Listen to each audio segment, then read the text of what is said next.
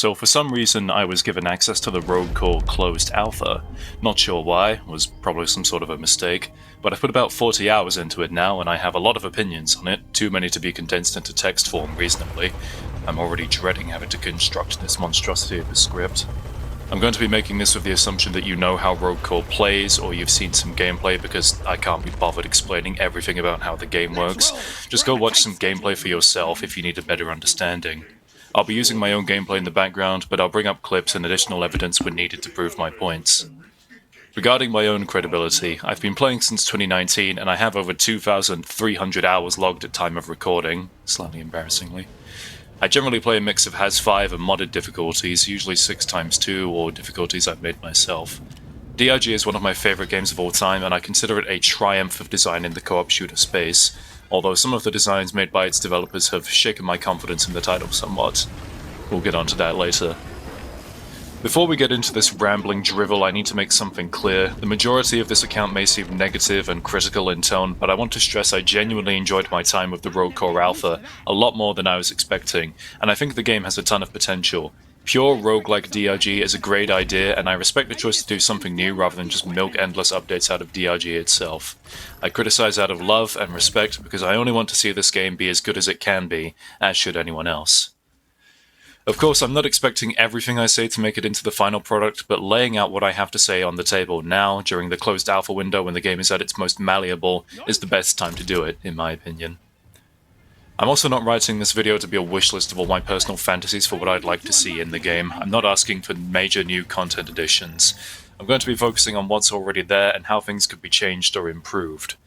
I intentionally stay out of a lot of community circles. I don't watch the developer live streams or read anything they post on social media, so I'm not well versed in the latest on what's happening in the game's development.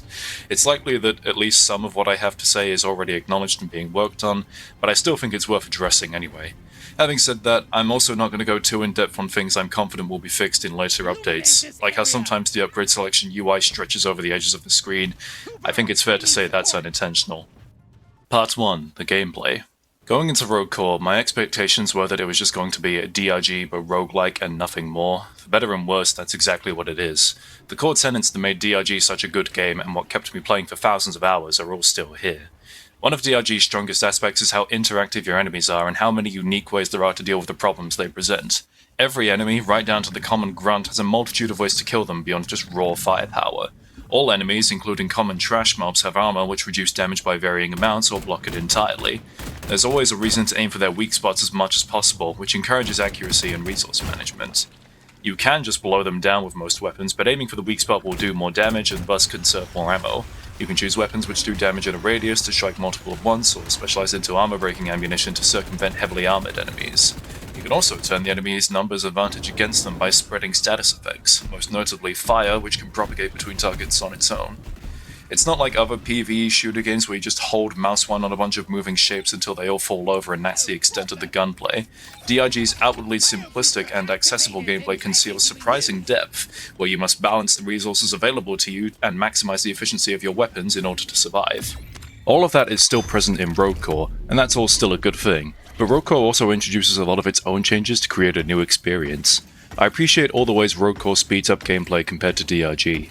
Enemies are harder to deal with, restoring ammo is limited to finding these resupply crates in the field, so you can't just bank nitro and call resupplies whenever you want, and swarms happen far more frequently. But there's lots of smaller, subtle changes as well, like certain animations being faster or pickaxes carving out more terrain at once.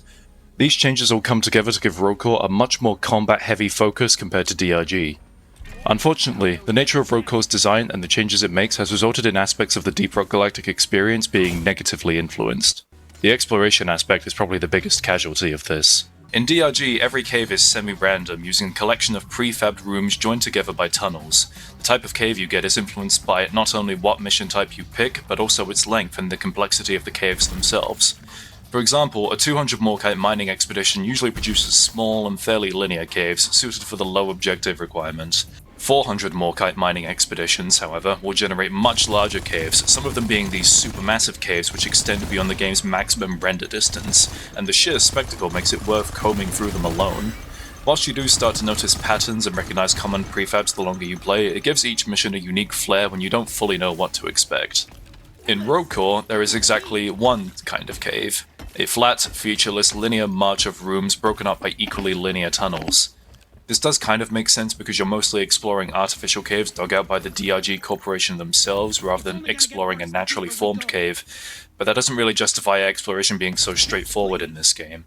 The fact that the team needs to stay together much more closely, combined with the much stronger emphasis on beating the clock, means they need to be much flatter and more linear, so I understand why things are this way, but I still think it's a shame that the caves feel so bland. Rogue Core does try to balance this by including a lot of machinery and support structures in its caves, something not previously seen in DRG, but this doesn't do much to distract from how boring the caves are to run through. Not helping is the fact that Rogue Core borrows a lot of existing cave prefabs from DRG, which only further reduces the sense of exploration. There are times where it's appropriate to bring back content from the original game, but given the majority of people who buy Rogue Core are going to be existing DRG players, even those with fewer than 50 hours or so are going to burn out on the extreme linearity of Rogue Core's level generation quickly. I could already feel myself getting kind of tired around the 30-hour mark. To use an earlier example, mining expeditions in DRG are quite linear and usually just feature one main path going straight downwards. But the path twists and turns, opening into different rooms, sometimes turning on itself to form these complex loops. And also, mining expedition is just one of 9 game modes which happens to be the most linear. Again, caves need to be this flat in Rogue Core because there's no guarantee of who will have what equipment. DRG was designed around the inception you would have one of each class, so caves would naturally be more interesting as a result, but Rogue Core's gameplay being what it is necessitates the caves needing to be much less interesting. There's not really any way of getting around it. The only thing I can think to suggest is more cave prefab types, and not to use any from DRG whatsoever. The shared upgrade system is my biggest issue with the game so far, but that's not really a surprise given how many people already seem to dislike it.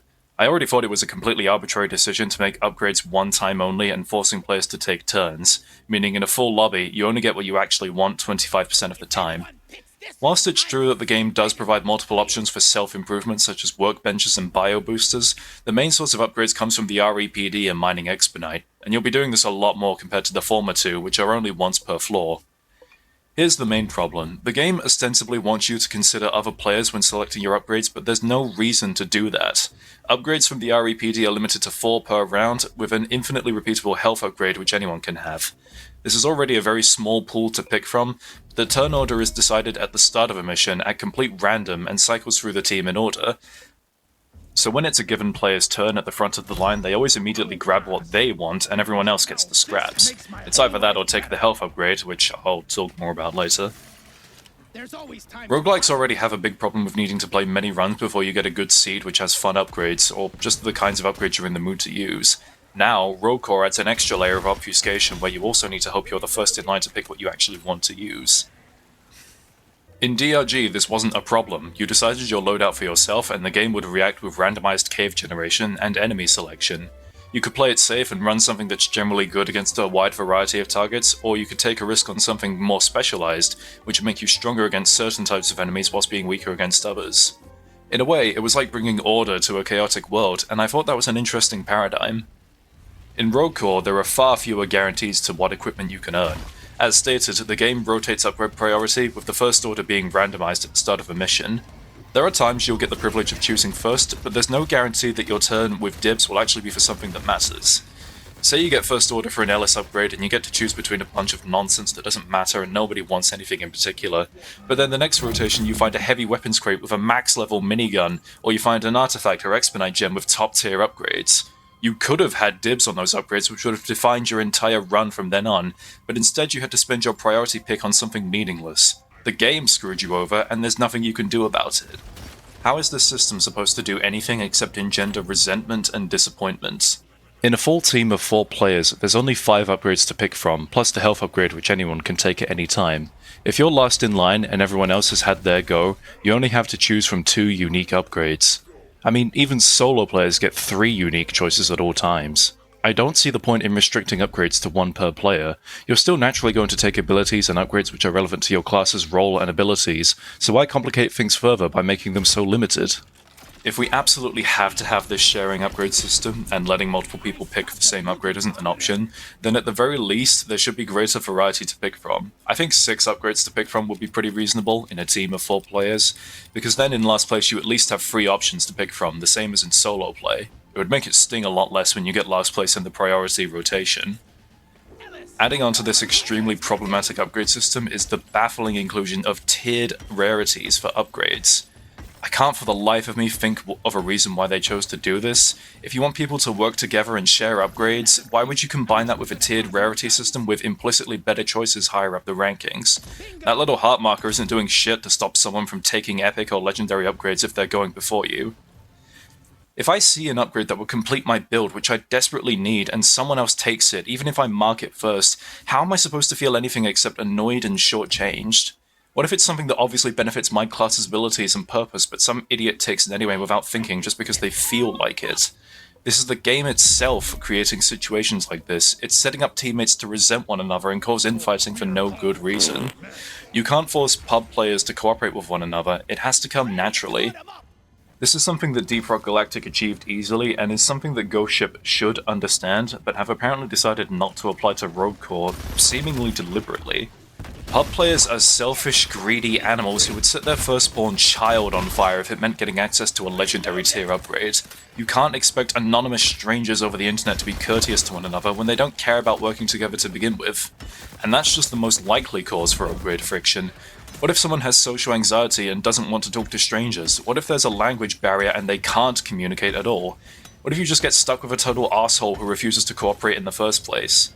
This system only works if you're playing in a group of people you already know. Once it escapes the confines of Ghost Ship's private testing sessions and the closed alpha, I guarantee there's going to be a huge spike of complaints about the lack of agency and choice if the upgrade system doesn't change. No one wants to be the guy whose build only exists to push someone else's wheelchair. No one wants to set up combos so another player can have all the fun actually killing enemies. Even if you're playing with friends, there's only so much synergizing you can be expected to do before other players are just playing the game for you. There's taking on a support role, and then there's just babysitting.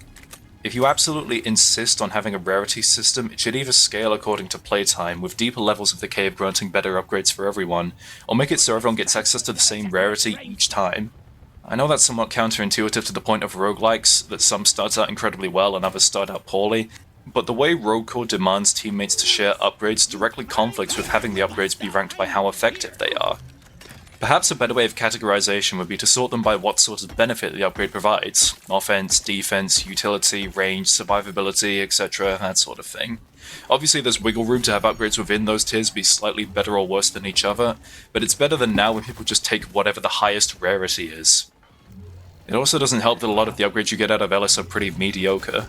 Sprinting into enemies to electrocute them, +1 ability recharge rate for every unit of armor missing, leave sticky flames on the ground where you walk, deal 10 cold damage in a tiny radius around you whilst armor is active, increase movement speed by 2% if it's Tuesday.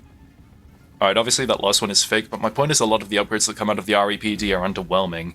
I know that a lot of them have to be because it's the most common upgrade source, but I'm never excited when I hit the Expedite quota. It just feels like, okay, it's time to do this again.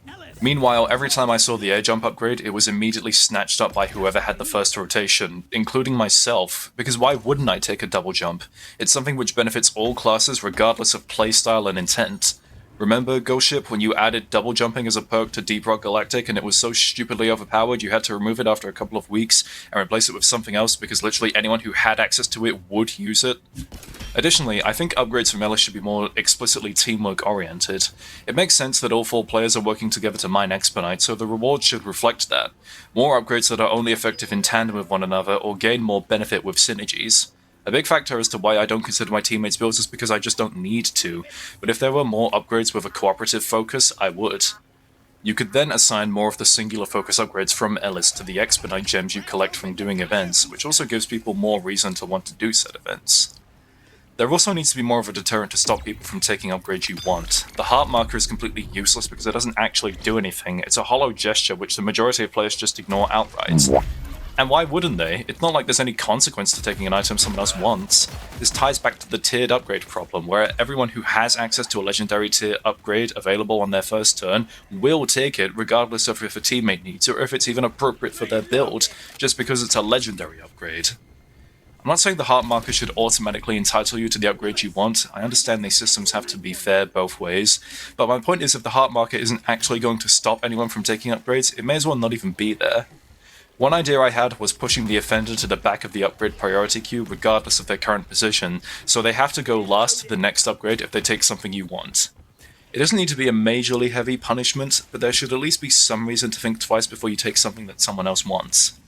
Of course, none of that stops people from just taking an upgrade you want before you get to heart it, so perhaps all this is wasted effort. Perhaps this entire forced upgrade sharing idea is bad to begin with. One wonders. Even just the act of taking upgrades alone can be tedious. Everyone needs to stand next to the drone once the exponent limit is reached, but there's no telling if you're going to get teammates who are cognizant enough, let alone willing to do this.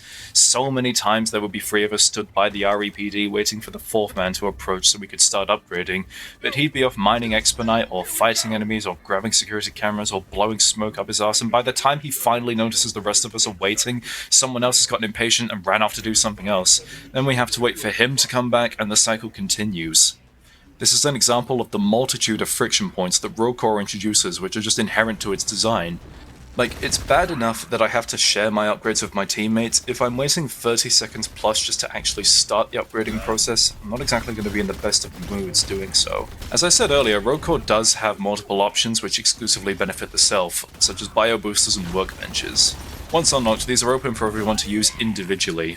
The Bio Booster was probably my favourite because it directly affects player abilities, and the choices were much more relevant than anything you get out of Ellis. Kinda feels like picking a promotion for your soldiers in XCOM, which is cool. Workbenches provide weapon upgrades, similar to equipping mods in DRG Galactic, but the way it does this is kind of unhelpful. All the upgrade choices are very vague in their description. It's just plus 20% damage, plus 30 rate of fire, minus 55 spread, etc. It would be nice to know what exactly is being changed. By extension, I think it would be nice to be able to see a weapon's stats before you pick it up, perhaps by mousing over it, such as in the opening room where you can select your weapons. Alternatively, you can either pick an upgrade to your class's abilities or equip a new weapon selected at random. The former options aren't always too impactful, but they're nice to have for when you're already satisfied with your current weapon loadout and don't see the need to upgrade them further. Workbenches are the only consistent way to acquire new weapons, but unfortunately they can screw you over by giving you duplicates of weapons you already have. There's no good reason to do this. I don't need a clone of a weapon I'm already using, especially not if it means giving up the 50% ammo bonus you get for only carrying one weapon at a time. I really think workbenches should not be able to give you weapon duplicates. Oh yeah, and if you only carry one weapon at a time, you get an ammo boost, but if you pick up a second weapon, you lose the ammo boost for the primary. I think it would be nice if workbenches gave you the ability to drop one of your weapons, so you get an ammo boost for just the one weapon on its own. There's also artifacts that you get from killing these ghost things, and they really don't play nice with the shared upgrade system, because a lot of them come with explicit downsides as well as benefits.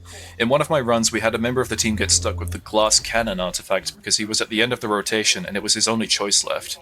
This meant their damage was boosted a lot, but their health was reduced to just 10% of its maximum, so they just died constantly and couldn't do anything. This ties back into what I said about your upgrade choices being limited in a full team. I can't imagine how shitty it felt to be put in that position, and since artifact upgrade choices don't provide the option to just buff health or even just tap out, at least one person in a party is always going to be drawing the short straw. One last note, on the topic of the health upgrade, it's in this very strange position where it's the only upgrade out of the REPD which is available to all players, and yet it's also one of the best upgrades in the entire game. I did a one once where I only took health upgrades as retcon, and by the end of it I had something like 500 hit points and I just couldn't die no matter what the game threw at me. Of course, doing this as retcon helped a lot because she herself is incredibly overpowered, but perhaps that means we should talk about the class system next. That was a lot of complaining about the upgrade system, but there's more worth talking about gameplay-wise. Rogue Core is looking to have more classes compared to DRG Galactic, with 5 currently available in total and more planned for later. In DRG, they stuck with only 4, and that was a smart move because you need one of each class to be able to navigate the caves effectively. This is also why they never added overclocks for support tools, because they need to function in a consistent and predictable manner. Rogue Core doesn't need to adhere to this design because the class's abilities are usually self-serving or don't explicitly give teammates advantages they don't otherwise have. I'm excited to see more classes get added. There's a very interesting decentralized approach to class building, where you can mix and match weapons and equipment, including returning options from DRG. And whilst Rogue Core loses out on DRG's weapon building and overclock systems, I think it's novel enough in its own right to justify the loss of control over one's build. How do all the classes compare to each other currently, though? Spotter is the weakest class currently. He's not irredeemably terrible, but none of his abilities really serve much use. There's no situation where the crit dart feels worth it to bring along. 5 seconds of crit chance with 18 seconds between each shot isn't enough uptime. In the early game, enemy presence is sparse and you're mostly just fighting creepers and scorchers which you can burst down quickly without the help. In the late game, you're decked out with tons of upgrades, not the least of which being crit chance upgrades themselves, making spotter redundant. Directly marking enemies becomes pointless with high enough enemy density, so your only option is to fire darts into the ground, but then enemies are only taking the extra crit chance as long as they're inside the radius, which is small and pretty useless in large open spaces, especially during the elevator standoff sections at the end of every floor. The only enemy type crit darts feel useful against at all times are stationaries, which don't respawn and are limited to a few per floor. The radar is completely useless. Its range is tiny, it doesn't update fast enough, and with high enough enemy density it becomes incomprehensible. The sonar scan is more useful by comparison. It's great against boomticks in particular, because you'll be able to see them coming much more easily. However, the highlight effect needs to be fixed in order to work in weather conditions like the glacial stratus snowstorms. The ammo drop, whilst nice, is highly limited and not enough on its own to justify bringing spotter for, especially compared to Retcon being able to rewind her ammo count every 70 seconds, but we'll talk about her later. His bio booster decks also suck, the only two worth taking are the improved criticals and vital impact, everything else feels meaningless and weak. Like I said, he's not terrible, but there has to be a worst of the bunch and spotter is that right now, unfortunately. The crit dart needs changes so it scales better with enemy density. I think always making it an AoE effect regardless if it hits enemies or terrain would be a good start. I also think it could be made into a flat damage multiplier, the same way DRG's Mark for Death overclock for the M1K works, because that's more versatile in general. I mean, you can already get crit upgrades anyway from Ellis, like I said, and you can also just innately improve your critical chance from the Terminal and the Ramrod, so having a class dedicated to just afflicting critical hits on enemies doesn't feel very useful. Meanwhile, a flat damage multiplier would have more synergy with a lot more different weapon types. Guardian. His primary ability of throwing stunning projectiles is not great. The pellet spread is extremely wide, which dilutes the armor breaking effect. If you want to break Clammerhead armor with this thing, you need to be right up in their faces or it just doesn't work. The stun duration doesn't feel long enough either. It's only 6 seconds on an ability with 2 charges and 20 seconds of recharge time. He also has this AoE shockwave he can use, and it's a bit better. It creates a fear effect which scares away anything you approach, kind of like a mobile gunner shield which moves with you. It's a double-edged sword though, because the fear effect is centered on yourself at all times. If you could somehow lock it to one spot, such as in a choke point, that would be very useful as an area denial tool, but when it follows you around, you can only really use it to protect yourself. It's hard to use when trying to protect your teammates, although it can be useful when you go to revive someone. At the same time though, it's yet more reason why the projectile attack feels so redundant. Do you want a chance to stun enemies for a brief period of time, or do you want guaranteed fear on anything which even tries to approach you? Adding insult to injury, both of these draw charges from the same pool. Guardian is the only class to have multiple primary abilities so far, and when he only has 2 charges to work with, you really feel limited. Guardian has an extremely hard time actually putting his abilities to work, especially when one is so weak. You can cancel the shockwave early to preserve a charge, but that's an annoying level of micromanagement no other class is expected to deal with. He'd be much better overall if he had more charges to work with, or if the shockwave was tied to its own cooldown instead. At least the armor beacon is pretty good.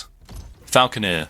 I played this class the least overall, no reason in particular, I guess I just never got around to putting much time into her. The drone is good to send into an open space to check for cave leeches, and I like that you can pick specific targets with it rather than just hoping it focuses on the right enemies. Not having that kind of control is a big reason as to why I don't like automatic damage options like shredder drones in DRG. I don't know exactly how good the drone is in combat, but it felt like it was only really useful against small targets. That's fine in theory, I like having the drone to be able to take care of trash mobs whilst I focus on bigger targets, but I really wish it'd say I would prefer attacking smaller enemies with the lowest HP first by default. Turrets in Deep Rock Galactic have the same issue, where they'll often just waste all their ammo shooting at unbreakable oppressor armor instead of targeting the enemies they're good against. Again, I know you can just manually pick out which targets the drone goes for, but it would be nice if it just had the sense to shoot trash mobs without needing my direction. Slicer. Comparatively, I put the most amount of time into this class. His combination of damage output and mobility made him the most compelling. Melee weapons were one of the most commonly requested features for DRG, but it's kind of a bad idea to include them because one guy constantly running up in the bugs' faces and trying to hit them makes him a lightning rod for friendly fire. I think Slicer's arm blade is the best way to do melee in DRG.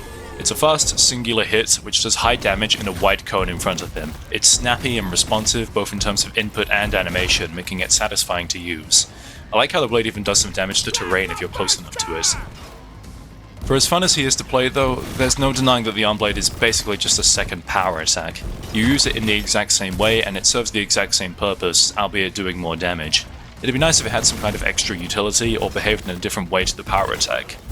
For example, it could have multiple charges which do less damage individually but rack up extra damage when attacking the same target, which would make Slicer a potent counter to Clammerheads. Blitz is incredibly useful. It basically functions as a short-range dash since it can work in all directions, but I wasn't very keen on his shield. It's supposed to block projectiles, I assume to cover him on the approach to a group of enemies, but it's too inflexible to be worth it a lot of the time. It has a long duration and an even longer cooldown, when really you just want to pop it quickly to block an incoming shot and then lower it again. It feels like D.Va's defense matrix from Overwatch, which got changed to a resource meter in order to make it more flexible to use in combat, and I think the same should be done with Slicer's shield. Retcon is by far and away the most broken class so far. In terms of survivability, utility, and even damage output, she clears the charts. With her rewind ability, she can recover any ammo she spends over a 15-second period, and it only takes 70 seconds to recharge. You can run the most brain-dead, unsustainable, max damage caveman builds imaginable, and Retcon can easily support them because of her ability to practically regenerate resources. On top of that, she has an ability that gives her bonus damage output once she takes enough damage herself. I get the idea here. You want to encourage players to get hit whilst the rewind is active and then have that scale over multiple uses of her active ability. It's a cool concept, but it's too easy to exploit right now.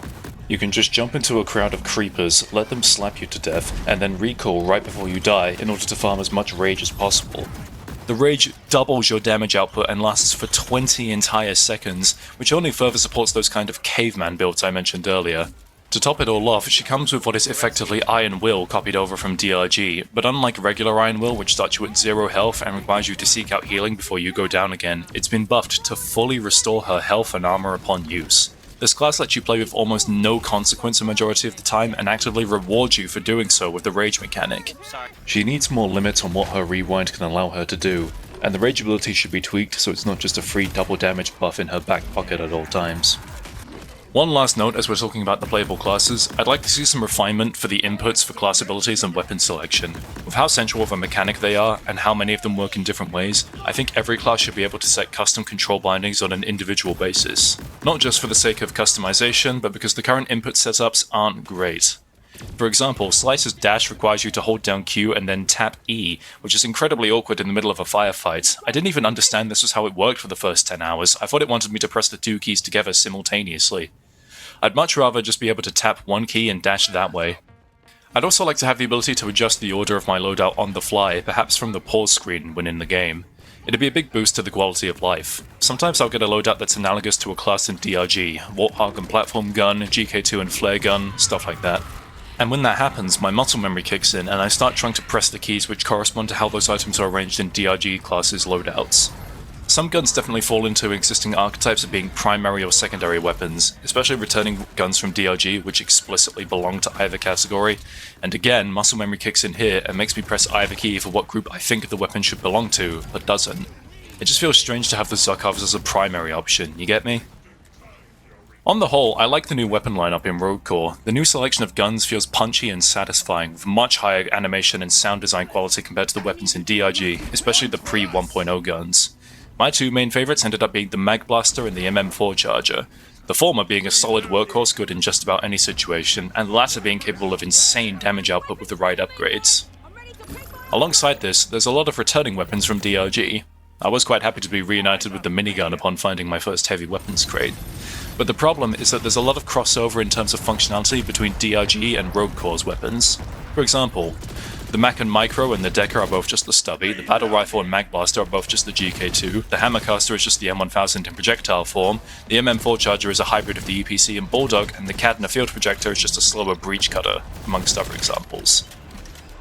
To be clear, I'm not saying this is the fault of the newer weapons. I actually like that they created new designs for your traditional weapon archetypes, your rifles, your shotguns, your submachine guns, etc., rather than just reusing the old guns for those archetypes and putting all their effort into designing new exotic weapon concepts. But it feels like unnecessary padding to bring back older weapons which have a newer counterpart in Rogue Core. My point is, no one wants to use the GK2 when they could be taking the Battle Rifle or Mag Blaster. If you want an automatic assault rifle type weapon, you're inevitably going to be drawn to using something new and novel over something you've already used dozens of times in a previous game. I know not everyone who plays Rogue Core is also going to have played DRG, but I'm willing to bet the vast majority will have. Even if they haven't, a new player is probably going to be confused as to why there are 3 different variants of the same type of assault rifle, one of which has noticeably lower animation and modelling quality. Personally, if I was choosing to bring back guns, I'd be picking DRG's more esoteric weapon options like the Shard Diffractor, the Bolt Shark, the Sludge Pump, etc., not just returning the GK2 and Warthog. I mean, the Bolt Shark is here on the Ramrod, so maybe it just hasn't been implemented in Rogue Core yet. I understand that returning guns could be brought back in Rogue Core in order to do new stuff with them which wasn't possible in DRG, but there's nothing in the game which actually lets them do that currently. I got the GK2 in a run, and one of the workshop upgrades was just to add the Bullets of Mercy overclock effect, to which it adds extra damage when enemies are afflicted by status effects. I've already used Bullets of Mercy loads in DRG, it's not special or interesting getting to do it again in RC. Maybe this will be changed in time, they might just be reusing Deep Rock Galactic's overclocks as a placeholder, but I'm hoping they come up with more unique ideas for returning guns. It's also worth noting that DRG's weapons are often defined by their mods and overclock choices, and not having them in Rogue Core really impacts their performance. The M1000 feels much worse without the stun mod. Drag without any projectile or accuracy buffs is basically unusable. Minigun with no hot bullets or aggressive venting, Stubby with no electric arc, Breach Cutter with no plasma trail, etc. It doesn't make these weapons useless, and I understand many of them have been given stat buffs to make them stronger at a base level without these upgrades, but it does still impact their usability. Some additional notes. I'm not a fan of how workbench upgrades seem to increase the recoil of a weapon. I get that the intention is probably to make them feel more powerful, but it greatly impacts some weapons more than others. One time I had an M1K upgraded all the way to Legendary, and by that point focus shots were kicking hard enough to knock back my view upwards by 90 degrees. It made the weapon basically unusable. This might just be a bug, but if it's not, it really needs to be changed because it would have sucked if the M1K was my only weapon. One of the problems with having decentralized class building is that you can't really anticipate what your teammates are going to bring. That doesn't matter so much for guns, though you do miss some of the more valuable interclass synergies DRG had to offer, but it matters a lot more for support tools. All of them from DRG return, minus the grappling hook, but there's no guarantee that anyone is going to have the tools that you need. This can sometimes be annoying when there's an X Night event that needs a specific kind of support tool your team doesn't have access to, but we'll talk more about events later. Illumination is a serious problem in this game. I get it's supposed to be dark, danger, darkness, dwarves, blah blah blah, but without a dedicated flare gun user, you have to resort to spamming flares everywhere you go. You really start to feel the limited flare capacity in this game, and the fact the head torch is still as pathetic as it was in Deep Rock Galactic doesn't help either. The head torch was weak in DRG because you were supposed to have a scout on your team who would use his flare gun to light up caves properly, but sometimes in Rogue Core you don't even get to pick the flare gun from the start because it's just not there. The game really needs improvements to lighting equipment, whether that's making the head torch brighter or increasing how many flares one can carry. But on the flip side, I really liked how ziplines have been buffed in this game. They're much faster than they are in DRG, which makes them significantly less of a chore to ride. I kinda hope this speed increase gets backported into Deep Rock at some stage. I'll talk about the Core Spawn's visual design later, but in terms of gameplay they feel pretty good. This is a big step up from the Core Stone event in DRG, which had me very worried about the playability from Rogue Core at the time. I like how the Core Spawn jump around and are much more aggressive than the Glyphids are. Kiting and avoiding them isn't as viable in DRG, you have to rely on brute force and fighting your way out of situations, which accommodates the game's darker tone. Mechanics-wise, the Clamorhead ended up being my favourite enemy, as it marries together the best aspects of the Praetorian and the Oppressor. It has this channeled beam attack it fires at you, which reveals its only weak spot in the process, which is obscured by armor at all other times, creating this interesting get-in, get-out risk you must take if you want to deal big damage to it. You can still brute force your way through a Clamorhead's armor with the right tools though, which makes the enemy feel very interactive and fun to duel with. On the other hand, some enemies feel a bit rushed or undercooked. These Rafcan diver things are a complete ball ache to deal with if they lock onto you because they attack from head on, but their weak spot is on the side. Given the dwarves' low mobility and the much greater scarcity of crowd control options like stuns or fear in Rogue Core, they can quickly deal a lot of damage with no way to stop them besides brute force, and they're much harder to see coming compared to something like a Mactera or a Shellback. It doesn't help that their rodeo warning usually gets drowned out in the chaos of a swarm either. I also noticed that projectile enemies in Rogue Core seem to reuse AI from DRG's enemies. Scorchers and Edgestalkers move very similarly to Spitters and Septic Spreaders respectively. Maybe most people won't notice this, but with the amount of time I've put into DRG, I definitely felt some similarities. I'm hoping that gets changed soon. One improvement I'm very pleased about is the boss fights are substantially better in Rogue Core. The boss fights in DRG were always consistently one of the weakest aspects of the game. Most of them involve lots of downtime, waiting for invincibility phases to pass, or limit how much damage you can do to them with health-based thresholds which punishes player skill expression. Rogue Core only has 3 bosses for now, all of them being the gatekeepers you fight at the end of a run.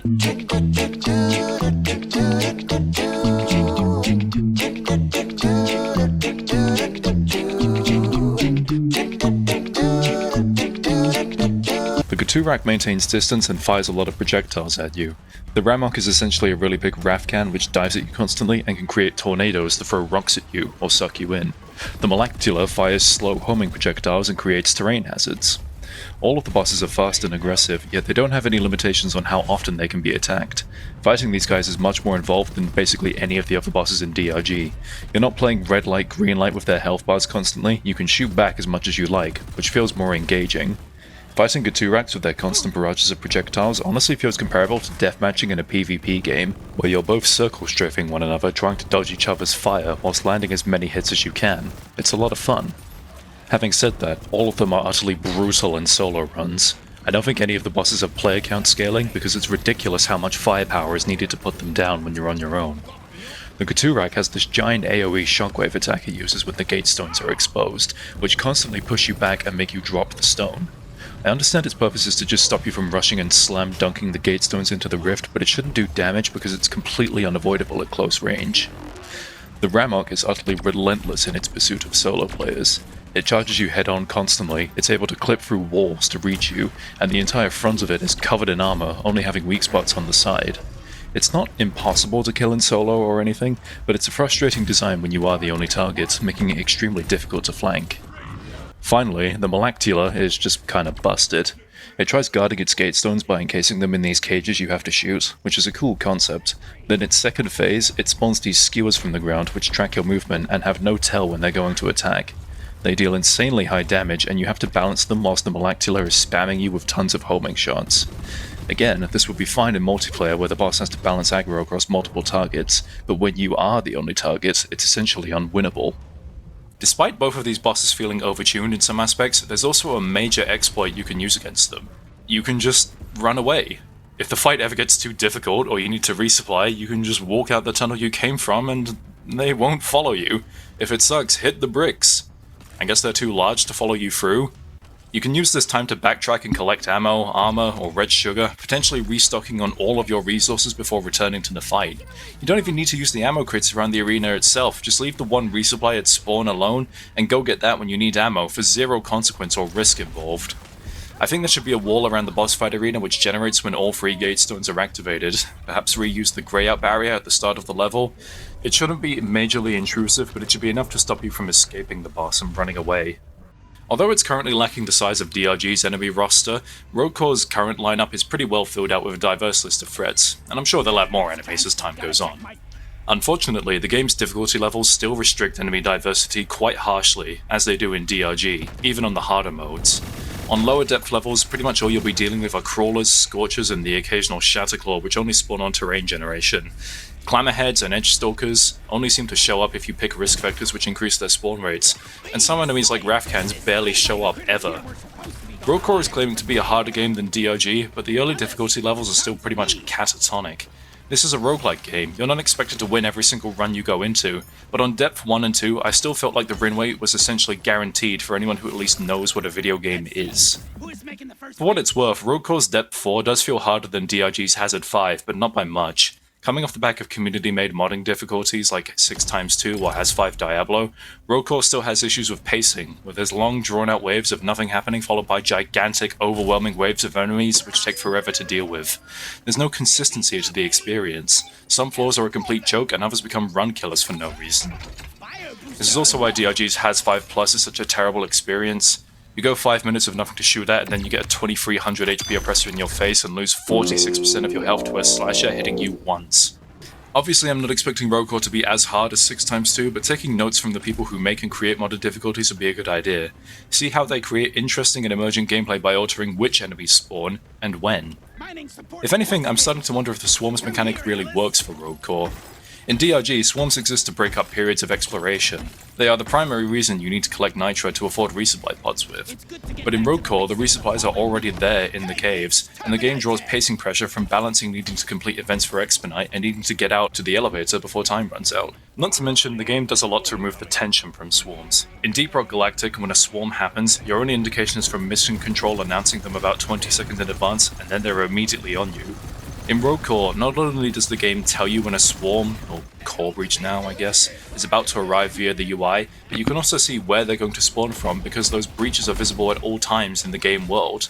There's no suspense to a swarm when you already know where the enemies are going to attack you from, especially not since you can just chuck a grenade down the breach and kill most of the enemies before they make it out anyway. I know why they've done these things, it's because you can't have randomly occurring swarms in a system which demands much more attention and time management skills compared to DRG. With floors in RC having a time limit, you ideally want to avoid hitting as much as possible. But it's the same issue as cave generation being nerfed. If you need to make changes to the system for it to work at the expense of reducing what makes it special, it might be worth considering other options. It'd make the game feel more unique, for one thing. I think a similar but more effective solution would be something like the Nightmare cycle from Don't Starve. In that game, the Ruins biome is controlled by a constantly looping cycle which dictates enemy spawn rates and aggression. Things start out calm, enabling you to explore the ruins, but during the height of the cycle, the biome becomes significantly more aggressive with increased enemy presence. Coincidentally, the Nightmare cycle affects a biome prized for its riches and access to powerful equipment needed to improve your character and take on endgame content. Does any of this sound familiar? I'm not saying to just copy-paste the Nightmare cycle into Rogue Core, but I think a more dynamic system which increases and decreases enemy density over time would work better than just reusing swarms. You can still have the eventual crescendo if players stay in a given floor for too long, but learning to track a cycle which rises and falls is more interesting to me than just waiting for a UI element to go past a certain indicator before I can actually do an event. The game already needs to do more to remind players they're on a time limit as is. Too many times I've had to remind my team we needed to have started the elevator 5 minutes ago just to be met with a bunch of whining that there are still objectives to complete or expedite to mine. The player base doesn't understand how to cut its losses. This could just be another thing that needs to be learned in time, but the majority of players still don't seem to get it yet, and I think it needs to be reinforced as a result of that. Maybe have a little sound effect play every 25% increment towards the time limit. Now I'm going to talk about all the different expedite events. The Rock Cracker. It's fine, but it's also more or less a copy of the Meteorite Rock Cracker event from DRG. Stand around and defend the thing has never exactly been a favourite gameplay concept of mine, especially when it's so overused in Deep Rock to begin with.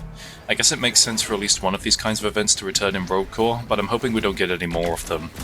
Also, please add a UI widget to show how much health the hammers have. There's no way to tell how intact they are at the moment until they break down. The Ram Hammer Escort. This one is also fine. Not much to say, honestly. It just works well. Expedite Transmutation. Cool in concept, agonizing in practice when you get paired with some moron who cannot comprehend that he needs to let the enemies inside the zone to generate the expedite. The event really needs some better tutorialization, or failing that, just have a barrier which blocks all projectiles going in and out of the zone, so you can only damage enemies when they're actually inside of it. Excavation. It's a shame because I really like this idea on a conceptual level, but it's too slow-paced for Rogue Core. The process of mining out the geodes and having to transport them to the processor doesn't accommodate Rogue Core's faster gameplay and stricter time limits. Also, the elevator bugs out with any amount of latency and often causes the geodes to spill out, costing you more time and making it unreliable for transportation. In my opinion, this probably would have worked better as a machine event in DRG. Research Subject Elimination. This one I have mixed feelings on. It's an interesting concept because the bulk detonator in DRG is essentially a DPS check, and this logic carries over to Rogue Core. This event actually gets easier depending on if you find it later into a run, where you'll be a lot stronger and can take it down faster. This means it's usually a lot faster to complete compared to other expedite events which run on fixed time limits and are thus more dangerous in deeper levels where you have less time to complete them. I think that's a cool concept. What I'm not so keen on, however, is how it explodes and converts terrain into expedite. This is just copied over from Crassus detonators, which is already kind of lame that they're just reusing a pretty iconic concept from Deep Rock Galactic, but it doesn't work in Rogue Core at all. Not only is there not enough time to mine out all the expedite it creates, but with no guarantee that your team has the necessary tools to clear it out, the process becomes much harder. It's bad enough not having TCF to just blast it all out, but not having ziplines or platforms makes it nigh impossible, especially the stuff on the ceiling. It would be much better if the research subject just spawned a couple big chunks of expedite that you can instantly deposit into Ellis. Yes, I know, haha, big funny ball of expedite is funny, but that novelty wears off quick when you don't have the time to appreciate it properly. And again, if you want that experience, you should just go play DRG instead. Cargo hauling, my least favourite out of all the events. I already don't like carrying around heavy objects in DRG or in Rogue Core. Moving slowly sucks and not being able to use guns or tools is even worse. But now here, you have to do it repeatedly from a randomized point on the map. It takes a dozen of these weights to open the vault, and depending on where the weights spawn, it can be a fucking nightmare transporting them, especially if you don't have zip lines. This is another event that suffers massively from lack of support tool consistency. I always skip this event when I find it, and I even see a lot of pubs give up on it when they inevitably can't find the last couple of weights needed to reach 100%. This event definitely needs changes. I would say make the weights more visible or include them on the terrain scanner, as well as reduce how many I needed to open the vault. Sealed vault. This one is pretty fun because you can divide your team across multiple logs in order to open it faster. This creates an interesting risk versus reward dynamic, where you can either do each log one at a time to make it safer, or spread out across all the logs at once, which is faster overall, but more dangerous. Unfortunately, this dynamic is missing from solo play, where you're forced to do the worst of both worlds, open all the logs individually, slowly as possible. I suspect this will probably get adjusted for solo play, but there's also not much you can do when you only have one guy. Pipe connection. Connect 2 pipelines to a big jar, and then turn the liquid into a solid crystal. That's it. I don't know about this one. It's harmless, but it's not very interesting either. It is good to get in later floors because it's so easy to do, but I do think it needs a bit more meat on its bones. It's just not a very involved or engaging event. Prospecting drone hunt. This one has a fun concept. You shoot down a drone which belongs to the DRG Corporation and then steal the data inside to find a large deposit of exponite. It's fun to do, but mining out the large exponite deposit can be problematic. There's a substantial amount to be collected, which is definitely worth your time, but it'll often exceed your carrying capacity. So you need the REPD behind you at all times to collect it as efficiently as possible, which feels pretty selfish to do in a multiplayer game.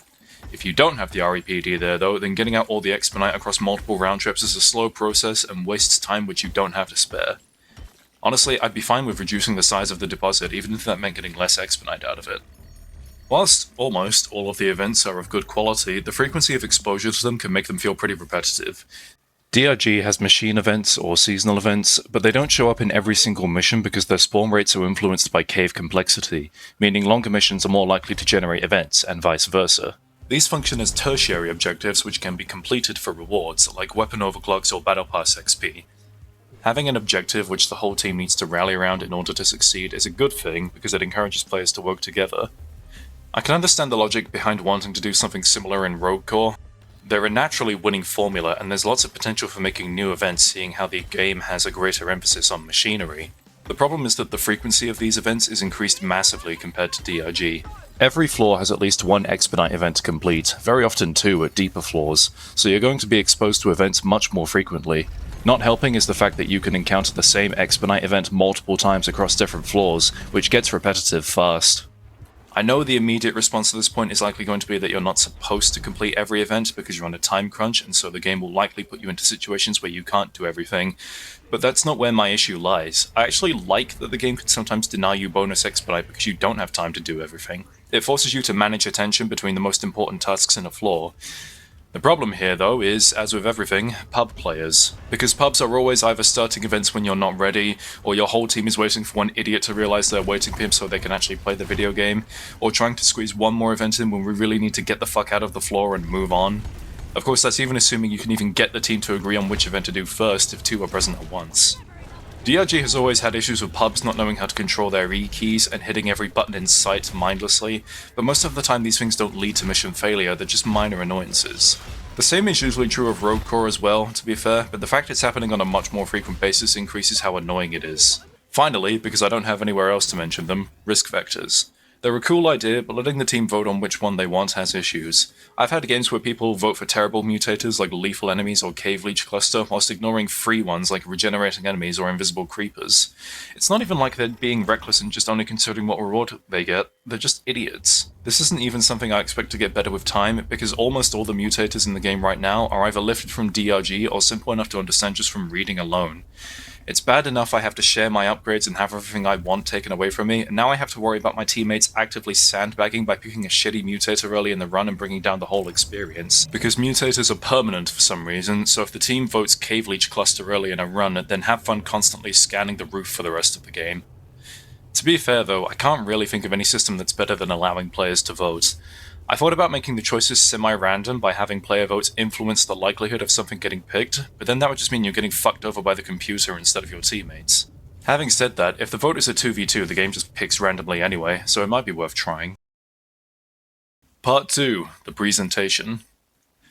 Rogue Core overall is going for a much darker tone than DRG, which I love.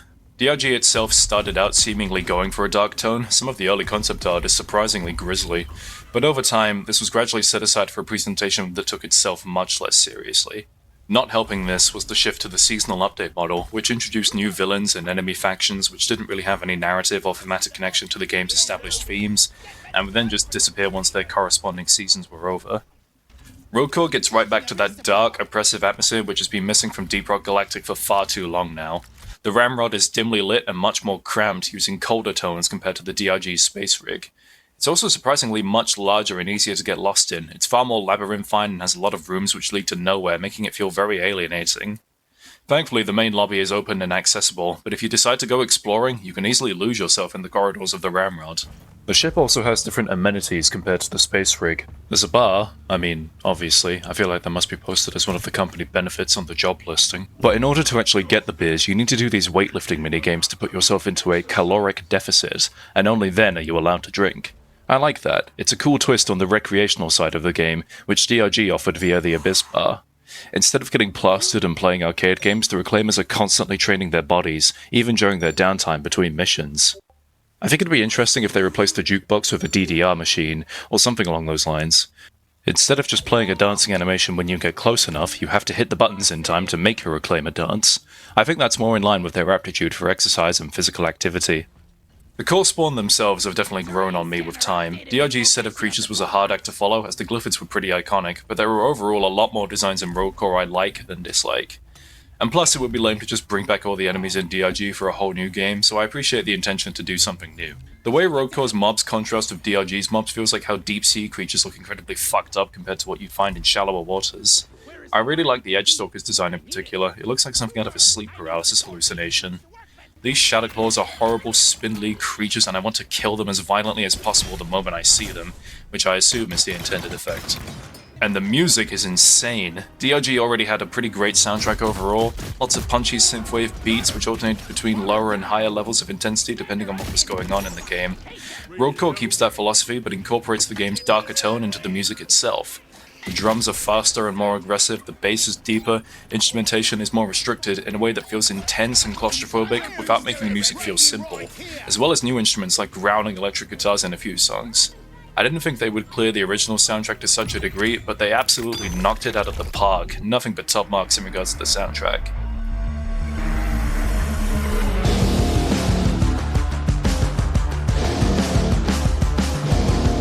As I said earlier, for the first time in the game's universe, we get to explore permanent structures made by the DRG Corporation underground. Some of them are weirdly cozy, and I like that it isn't explicitly clear what was going on in each individual facility. A lot of them have some quite strange features inside of them. Most of them obviously relate to mining. I like this one with the collapsed tunnel, which probably had minecarts or similar vehicles riding across it. But there's also a few, like a room full of alien Huxies vegetation, or corridors which wind around and make these seemingly unnecessary bends. It makes you wonder what the goal of each individual mining site was, beyond just mining expedite, I mean. I think it'd be a cool set piece to have what looks like random holes dug into the terrain which don't make any sense at first, until you realize it was formerly expedite which has already been dug out by the mining crews. It would explain why sometimes you just find the stuff lying around in buckets. So it sounds like Rogue Core passes with flying colours in regards to presentation, but there's one fatal flaw which brings down the whole experience, and it's the Reclaimers themselves. There's major issues with their characterization and voice performances which really bring down the darker tone RC is going for, which is bad because, you know, they're the playable characters. For one, the Reclaimers have set genders. This means there's female dwarves now, and obviously there's nothing wrong with that. But the way they've done this is extremely strange. People were asking for years for a gender toggle in DRG, which always got shut down with the excuse of technical limitations. Like it's some Herculean effort to design some feminine hairstyles and hire a woman voice actor, which is all they've really done for Rogue Core's female dwarves. But that's what people wanted, a toggle, to make their classes whichever gender they liked. And yet here, they've made the decision to fix classes as one gender or the other. I really don't understand why they've done this. A gender toggle has historically been one of the most commonly requested features, and they still found a way to miss the point. So far there are two female classes, Falconer and Redcon, and both of them are voiced by Elsie Lovelock. This is fine, because she's actually doing unique voices for both characters. But what's not good is the decision to reuse Javier O'Neill as the voice actor for the male dwarves. They're reusing the trick they did in DRG where they just set his voice at different pitches to make him sound like different characters. That was fine back when their resources were limited, but the decision to do it again is baffling. Slice and dice! I'll got anything too dumb to run away! Every hunt is a new adventure! I'm the spotter! Guardian, ready for duty! Ready to guard! I refuse to believe that Ghost Ship in their current state now, compared to when they started making Deep Rock, doesn't have the resources to hire new male voice actors for all the new male dwarves, especially since they already did that for the female dwarves. More to the point, Javier is the voice of the space rig miners. His performance system is inextricably linked together in my mind. Whenever I hear Javier's voice coming out of a Reclaimer, I just think of Deep Rock Galactic again, and I'm reminded I'm playing a spin-off. I could maybe accept him coming back to voice one of the Reclaimers, but reusing his voice for all the male Reclaimers is a poor decision, especially if they insist on also reusing lines of his which are almost a decade old, and noticeably different from the newer lines based on the quality of the mic and the sound of Javier's voice. It's also very strange to me that they're reusing dialogue lines between the dwarves regardless of gender. It's like they only bother writing one script with some addendums for class or equipment-based voice lines. Again, exactly how it works in DRG 2. Why does Ghost Ship think that they still need to do things the way they did when they were a tiny indie startup? Would it really have been that hard to write a unique script for each playable character? I can't think of a single other multiplayer game that does this. I get that they probably want some consistency between the dwarves so that you, as a player, know what they're talking about, but it wouldn't have been hard to have some unique dialogue variants referencing the same things across the different characters. It's like, you play Team Fortress 2 and all the classes have the same list of voice commands to pick from, but they all say them in ways which are relevant to their character. They don't just always say incoming or century ahead or good job. All of them have unique ways of saying it. Alright, yeah, that's a pretty good job. And speaking of the writing, it's not great. In DRG, the dwarves have a kind of devil-may-care attitude about their jobs. They don't take it or themselves seriously, which is nice. Some of what they say can be a bit cringy, especially lines added in recent updates. I'm a dwarf and I am digging a hole!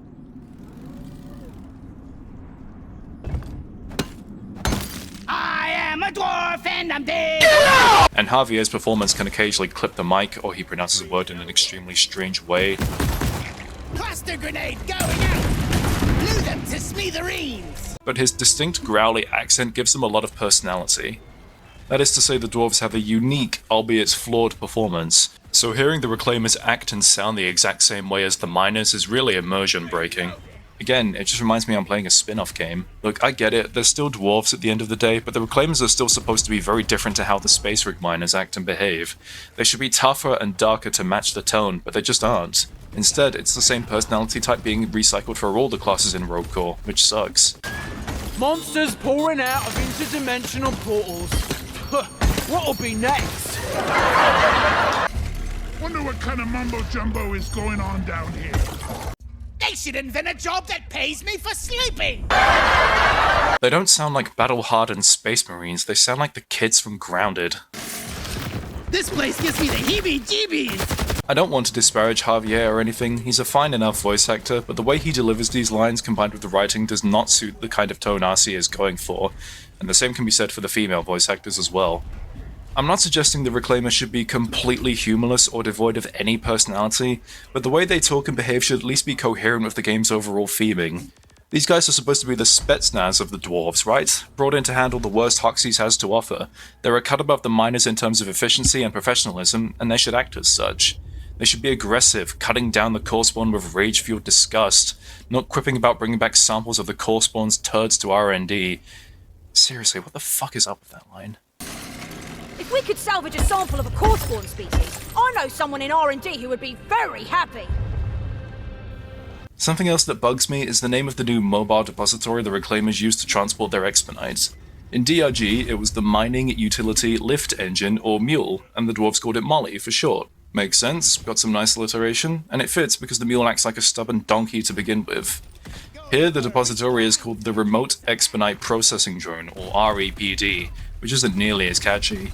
The Reclaimers always spell out the acronym in full because saying rept out loud is the vocal equivalent of stubbing your toe. It also doesn't really look like anything. It flies and moves faster, which is nice, but there's no obvious comparisons of any kind to real-world animal, the same way there is for the mule. Also, its nickname is Ellis for some reason. Ellis the REPD. Did they go with that because Ellis is short for Expedite? Is the REPD powered by the soul of Ellis from Left 4 Dead? Do you know what suck the heads mean?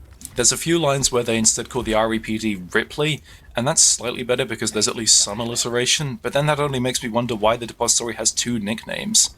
Was Ellis previously nicknamed Ripley and earlier in development? Like, can they not make up their minds, or... Some of you are probably wondering, why the fuck do you care so much about the name of the mule reskin?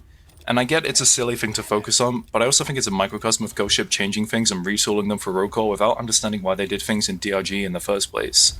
It speaks to the nerfed cave generation, awful, restrictive, frictional upgrading system, enemies designed to fulfill similar ones in DRG but not flowing in combat the same way. I'm not saying the game is bad because it's not like DRG, I'm just saying these changes need greater justification. Another example of this is Omega, the AI aboard the Ramrod designed to oversee recovery operations and direct the Reclaimers. It serves the same purpose as Mission Control did in DRG, kind of like a foreman who occasionally narrates the adventure and tells you where to go. Personality-wise, it's a generic, vaguely evil AI with a superiority complex, and it does the voice skipping thing that makes it sound like Shodan from System Shock.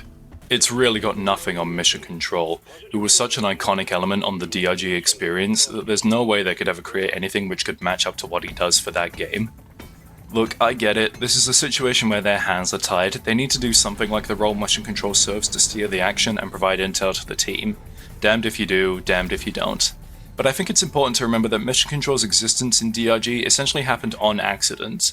There's a really great blog post from Ghost Ship Games talking about how Robert Fries, the game's art director, came to voice the character. Quote, Robert's role as Mission Control is his first ever foray into voice acting. It had always been on his bucket list thanks to an interest he traces back to developing characters during Dungeons & Dragons campaigns in high school, but as he explains, he didn't start working on DRG Galactic expecting to lend his voice to the game. The funny thing about Mission Control is that it was never on purpose for it to be me. We just needed something in a hurry, needed someone to just do whatever. I did maybe 3 different takes, had the voice, and that was good enough, and it just got established as we went with it. Like so much else in DRG Galactic, an this'll work solution grew into a big part of the game's identity, and since those first recordings, Mission Control has found his own identity too. Unquote. I think that penultimate line is quite telling. Mission Control, as he is now, was never meant to stick around. He was a stopgap before they could come up with something better. Perhaps they intended to bring in a professional voice actor to do the character instead. But that initial bodge was already a really solid idea and it grew from there. Like I said, he's an iconic character and the game would be much worse without him. But now we have Omega, an attempt at just repeating the same concept without really considering what made the original work so well. Omega's implementation is much more considered and calculated, much like the character of the AI itself, and yet it just feels less special.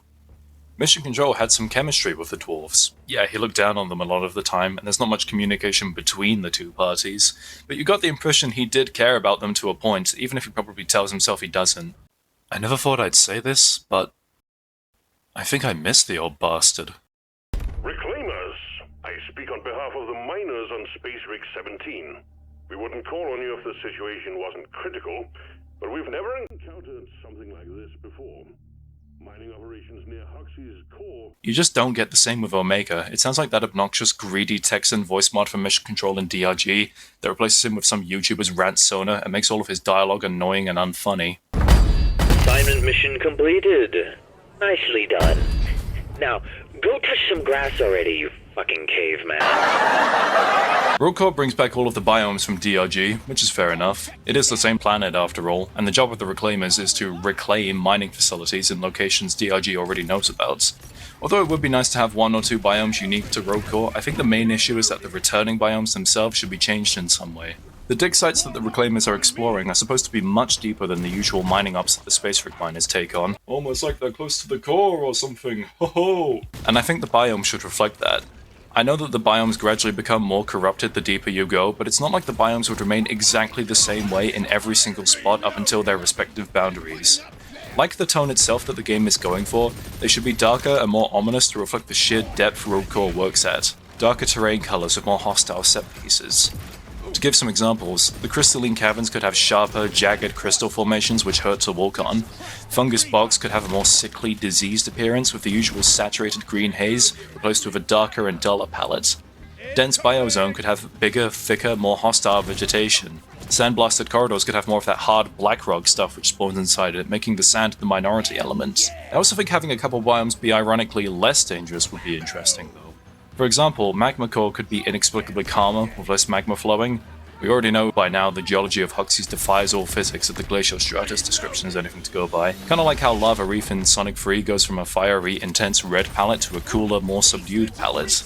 Hollow Bow could show us spaces of the biome where the invasive red roots haven't taken hold yet, and we get to see more natural flora from the bow as a result. Basically, what I'm saying is to remix the existing biomes and show us things we previously couldn't have seen in DRG. It would go a long way to making the experience feel less repetitive. I also don't really like how the biome corruption works. Basically, the deeper you get into a level, the more the terrain changes to match this corruption template biome, which gradually overwrites the original biome's terrain and unique generation features, up until you get to the last level where it completely takes over the biome. I like the idea, but barring the fact you're going to be seeing this corruption biome a lot during your time spent playing, which quickly makes it feel less special, the issue is that the biome doesn't feel interesting. It's just kind of this generic brownish rock that doesn't look unique on its own. It just doesn't feel evil enough, you know? Look at the core breaches, or these gross pulsating nest things you have to pull teammates out of if they die before making it to the elevator. Those look off-putting, and I wish the biome corruption looked more like this. Obviously not as intense, because it would be hard to look at all this bright red constantly, but something more insidious and off-putting would be better than what we have now. Alternatively, you could try blending the corruption into the biome itself, so it changes slightly depending on which biome is being corrupted. Some biomes look really bad under the corruption state, especially Azure wielding glacial strata, which are essentially opposite hues to the corruption biome palette. The contrast is really hard to look at. And besides, the corruption is affecting different kinds of rocks and stones, so they should react differently to being corrupted. It would make being constantly exposed to biome corruption a bit less tedious than it is now. Part 3. The development. For what it's worth, I think Rogue Core is up to a much stronger start than DRG was. As someone who's been playing since 2019, I remember how barren the space rig used to feel, the stiffness of animations and the lack of details in the caves. And comparing DRG's alpha to RC's alpha, the difference is night and day. It already feels much more like a complete game, even this early in development. There's even a lot of changes I hope to see backported to DRG, such as improvements to animations and quality of life tweaks. It's clear that a lot of DRG is being used to leverage Rogue Core's development, and I think that's fine up to a point. I've seen a lot of complaining online about how similar Rogue Core looks to DRG, and to those people I have to ask, what did you expect? Asset reuse and placeholders are common in game dev during the early phases. I'm sure that Rogue Core will develop more of a unique visual identity as it goes on. It's just not a good time to create art and assets when the project is in such a nebulous state. All that being said, I have to ask, what's taking so long? For context, DRG was revealed in November 2016 and entered into closed alpha in February 2017. The game entered early access onto the 28th of February 2018. That's roughly 15 months in total. I'd also like you to consider that Ghost Ship barely had a fraction of the resources and manpower they do now, and had to create DRG from essentially nothing. We're not just talking about content additions like levels and enemies, I mean the bare fundamentals of how a video game even works. Level generation, physics and collisions, enemy spawning behavior, save game management, UI UX, optimization, marketing, even just managing the company itself must have been a new and novel experience. It's actually quite impressive that DRG came out in the time that it did. But now we have Rogue Core, a spin-off game which reuses a lot of assets that were made for a previous game, which has been in development for almost twice as long as that, 27 months since its reveal in October of 2023, and it hasn't even entered early access yet. In fact, it's been delayed twice. What is going on? Look, I'm not a game developer, and even if I was, I don't work at Ghost Ship Games. None of us understand their working practices, so any criticism of them in this regard is ultimately going to come down to mere speculation. Though by that same logic, so is any defense. It's not like Ghost Ship themselves are ever going to tell us how they do things, but even so, I have to wonder how a spin-off game is taking this long just to enter a playable state. I know game dev isn't as simple as throw more money and people at it and it'll come out faster, but not only do Ghost Ship have substantially more resources at their disposal, Rogue Core is borrowing a lot from DRG. I know I just defended the reusage of assets, but the game already has most of its foundations laid out from it from the start. This is evident in what, not how much, is being taken from DRG. I mean, almost all of the UIs which aren't bespoke for Rogue Core, the pause menu, the login screen, the character selection, the character customization, etc. are reused. The game still feels very DRG coded, if you'll forgive the pun. I'd like to point out that Rogue Core was originally planned as a DLC expansion to DRG, but was eventually made into its own game because they found DRG's codebase, after years of messy post-launch support, would not be able to support an expansion on the scale of Rogue Core. One wonders then why they're still updating Deep Rock Galactic, let alone reusing code from it in their new project, but let's try not to worry about that too much. The decision to make Rogue Core its own game is a fair one, but it's inevitably led to a lot of questions. It's already bad enough that another DRG spin-off exists in DRG Survivor. I've had to explain to my friends multiple times that Survivor is a game made by a third party that just uses DRG's name, and Rogue Core is the official spin-off being made by Ghost Ship themselves. And frankly, I don't blame them for needing it explained to them over and over, because it's incredibly confusing to a casual consumer. The thing is, the delay isn't the issue here, it's the lack of communication which followed Rogue Core's initial reveal. The year-long gap between October 23 and the closed alpha launch in May 25 was extremely sparse in terms of news, with a few blog posts and 9 months of radio silence between the last blog and the On the Horizon livestream in October of 24.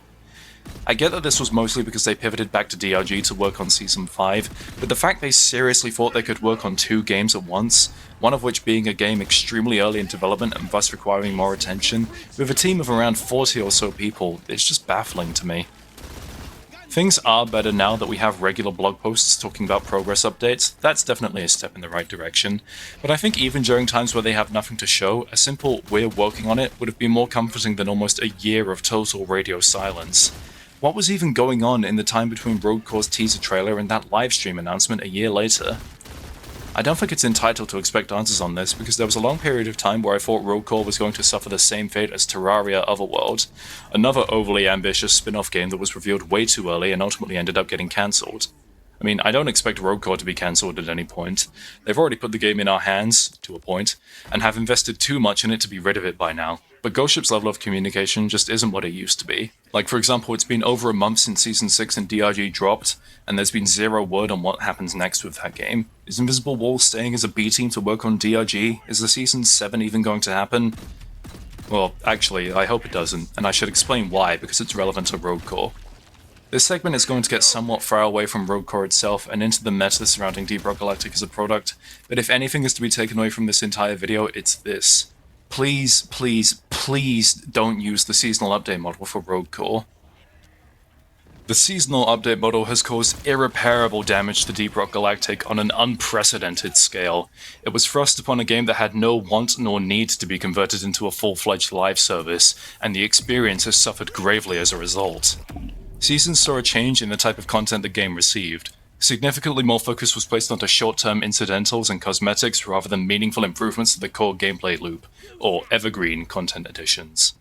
That's not to say Seasons were entirely devoid of these additions, besides Season 4, but they gradually took a backseat to content which was related to the seasonal theme at hand. Every season found ways to make its seasonal content more intrusive and overbearing, making it harder and harder to avoid.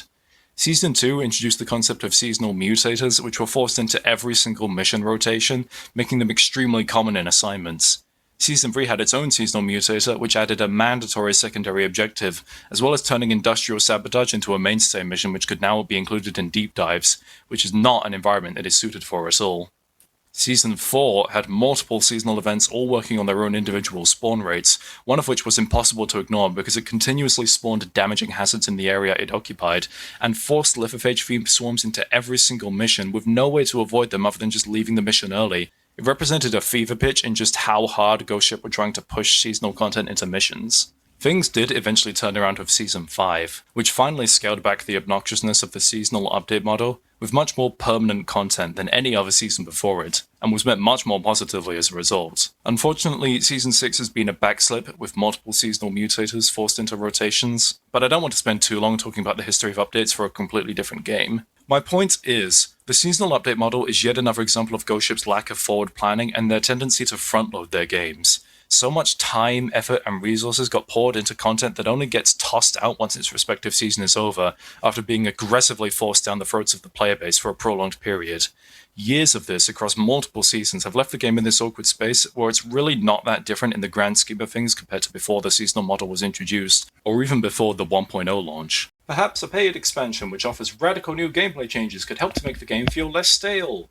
Oh, wait. You might be wondering to yourself why this is a problem, and I could talk about how the seasonal enemies barely match the game's art style, or how it mystifies me that such a small team would put so much time into temporary disposable content, but there's a very simple explanation.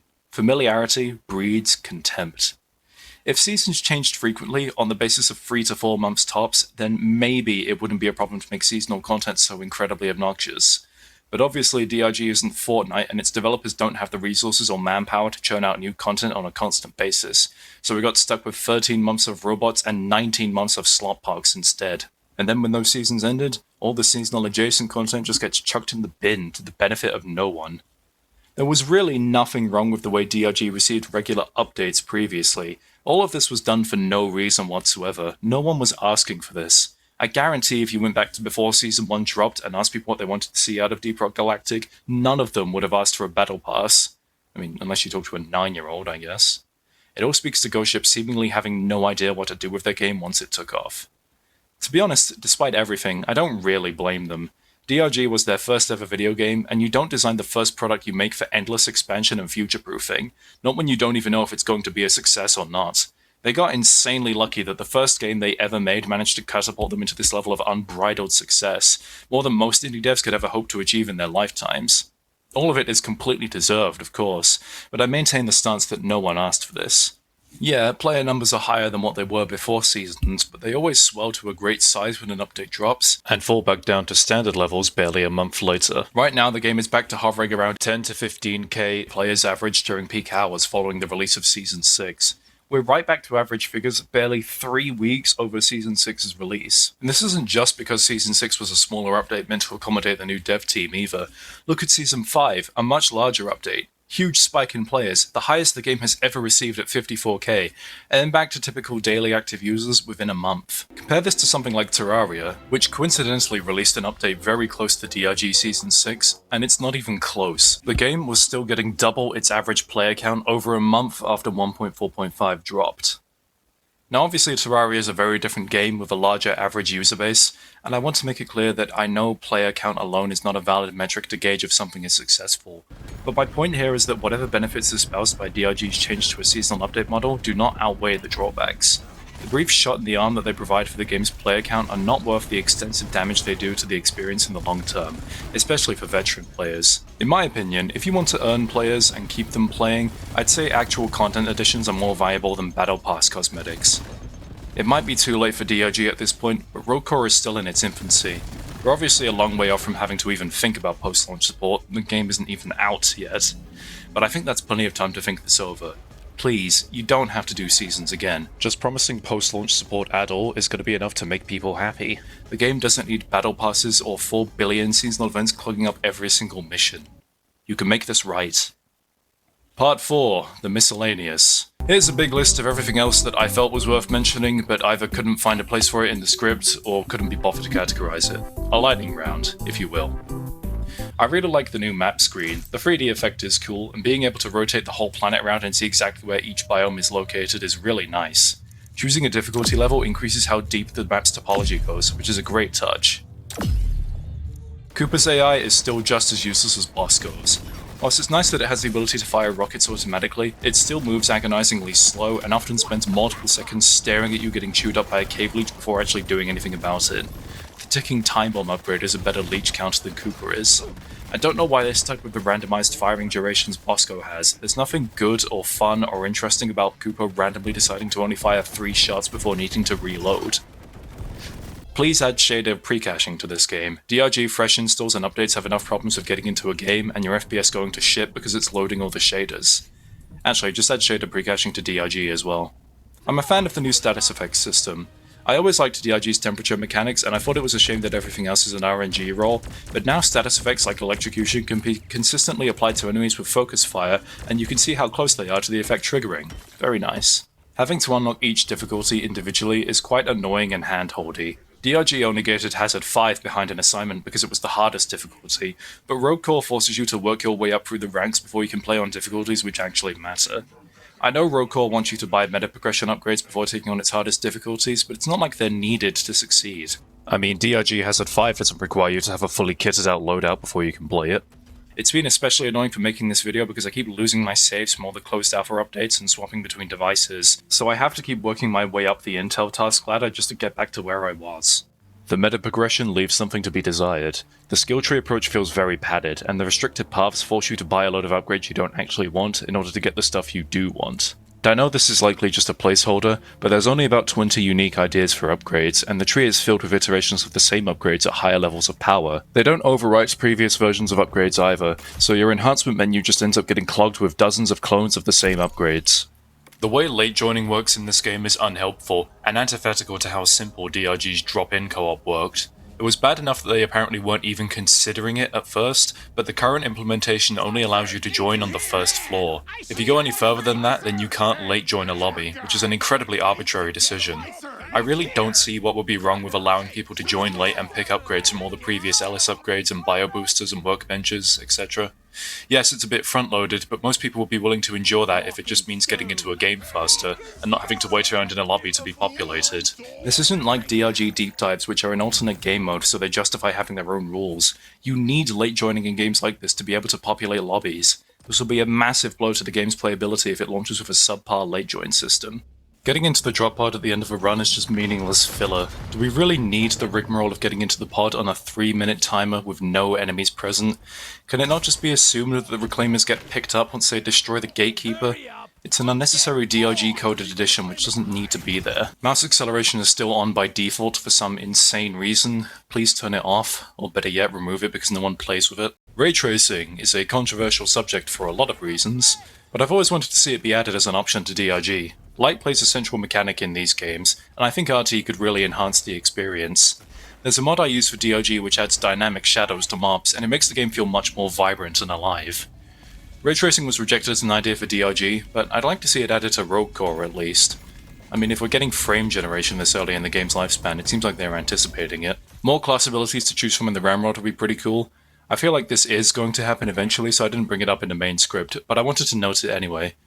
Shot in the dark, but I think it'd be funny if Falconer had different types of animals to control, like she's a circus ringleader or something. It would be nice if ability cooldowns were refreshed upon starting a new floor.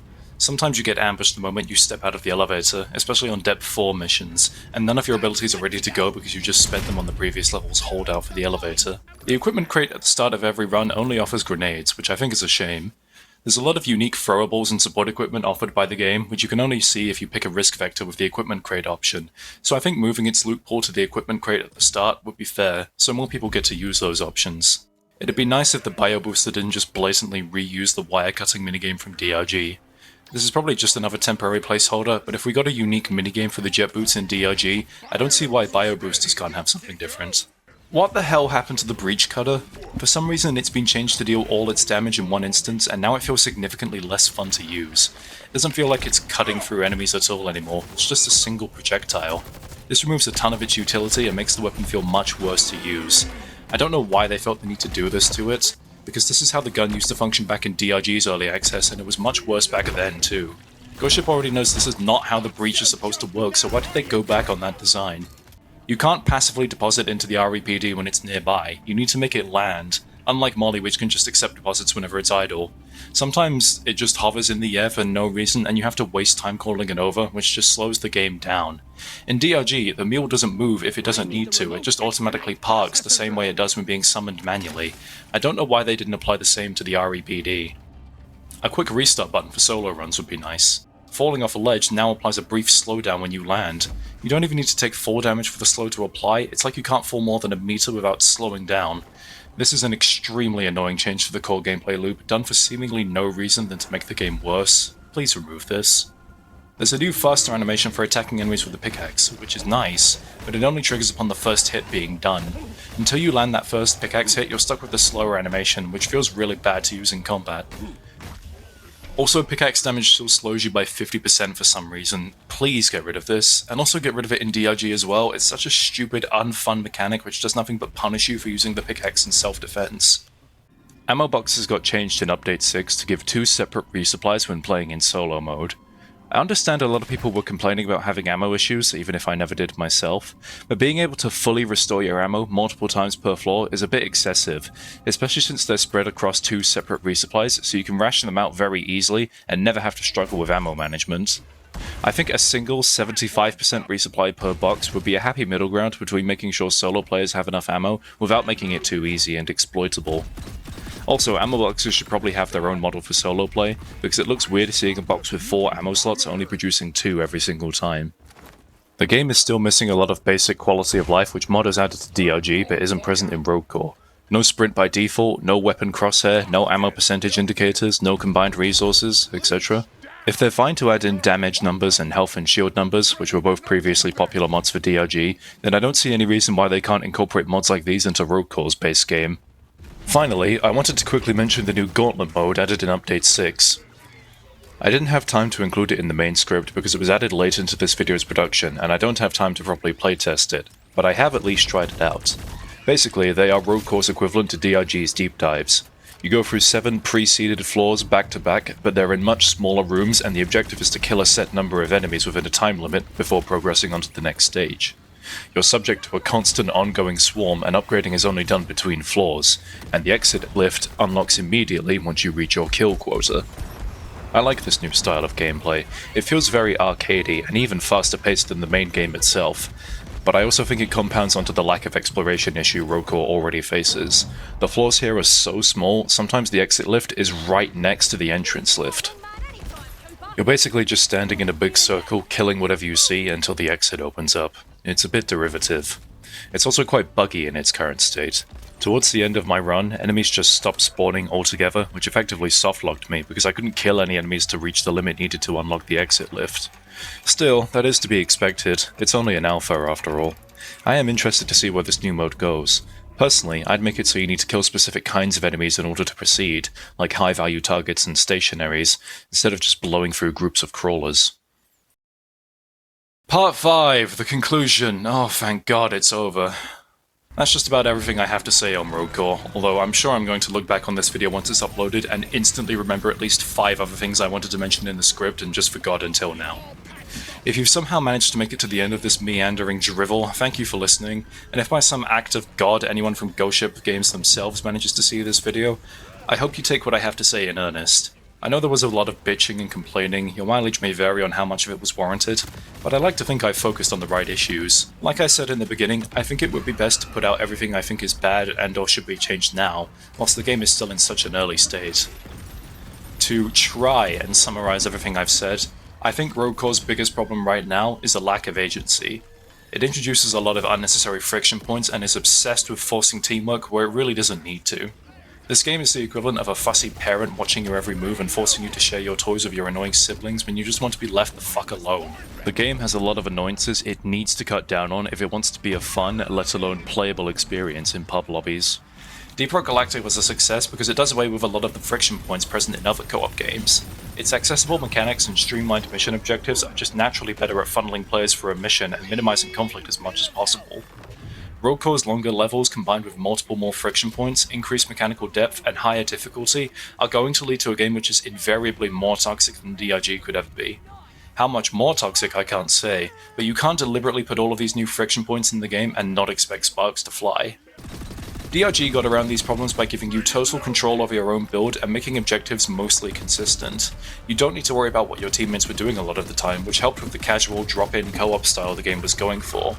Rogue Core instead creates these problems by forcing you to take turns with strangers and making you watch as they take all the best upgrades and leave you with the table scraps. This is not going to be a fun game to play publicly if the upgrade system remains as is. I worry that Ghost Ship have leaned too far into their community's wholesome reputation and have built a game that is entirely too trusting in the human condition. I mean, Ghost Ship's media circus was already singing their praises before the game was even playable by anyone publicly. Rogue Core cares far too much about what its players are doing, when it should be focused on providing fun and emergent gameplay instead, like its predecessor knew how to do. The game should worry less about forcing pubs to work together with shared upgrades, and actually provide reasons for those pubs to want to work together in the first place. For as much effort as has gone into the project so far, there are times where Rogue Core still feels like an expansion pack which dreams of the stars. Which makes sense since it started life as an expansion, but the game still needs a lot of work before it starts to feel like it truly has its own identity. I know a lot of the art direction and UI is placeholder, but these things need to be just as different as the gameplay is if you want Rogue Core to feel unique. My history with Deep Rock Galactic has been coloured by years of watching Ghost Ship having no idea what to do with their flagship product, making numerous poor and reckless decisions. It's clear that forward planning is their Achilles heel, and that worries me in regards to Rogue Corps' future. At the same time though, I think this game represents a clean slate. I don't believe in sins of the father. If Rogue Corps is good, then it's good.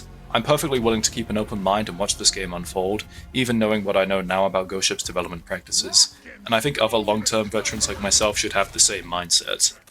Ghost Ship claimed that they don't see Rogue Corps as a sequel or successor to Deep Rock Galactic, but I think in truth it actually is. That's how the public is going to regard it, at least, and that's the level of effort which is required to make this game special.